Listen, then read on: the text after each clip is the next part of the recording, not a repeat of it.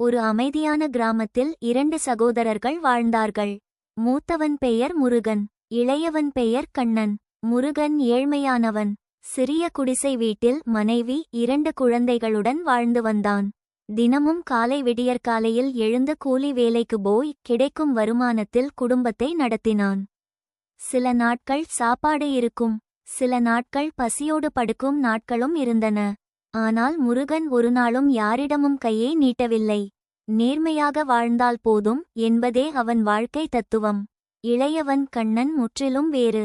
அவனுக்கு பெரிய வீடு, நிறைய நிலம், நல்ல தொழில். பணம் வந்ததும் மனிதம் குறைந்தது. அகந்தை அவன் மனதை மூடியது. நான் உயர்ந்தவன், என் அண்ணன் ஏழை என்று மனதுக்குள் நினைத்து அண்ணன் குடும்பத்தை அவமதிக்க ஆரம்பித்தான். ஒருநாள் கிராமத்தில் பெரிய திருவிழா.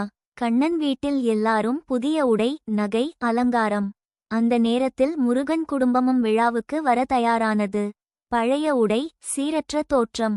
அதை பார்த்த கண்ணன் மனைவி, இந்த மாதிரி ஏழை மக்கள் நம்ம கூட வந்தா நம்ம மரியாதை போயிடும் என்று சொன்னாள். அந்த வார்த்தைகள் கண்ணன் மனதில் நஞ்சாக விழுந்தது.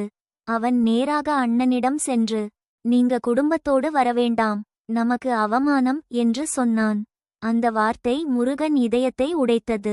கண்களில் நீர் வந்தாலும் அவன் கோபப்படவில்லை.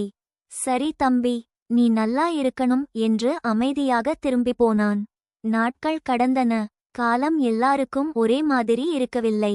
ஒரு நாள் கண்ணன் தொழிலில் பெரிய நஷ்டம். வியாபாரம் சரிந்து போனது. கடன் மேலே கடன். நண்பர்கள், உறவினர்கள் எல்லாம் விலகினர்.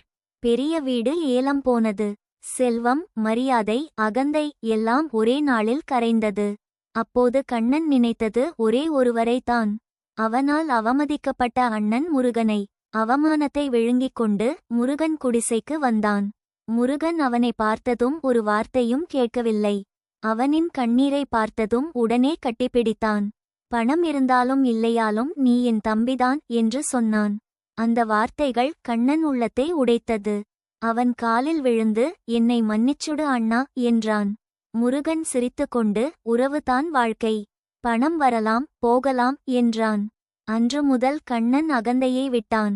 பணிவை கற்றான். அண்ணனோடு சேர்ந்து புதிய வாழ்க்கையை தொடங்கினான். நீதிபாடம்: ஏழ்மை அவமானம் அல்ல, அகந்தைதான் உண்மையான வறுமை.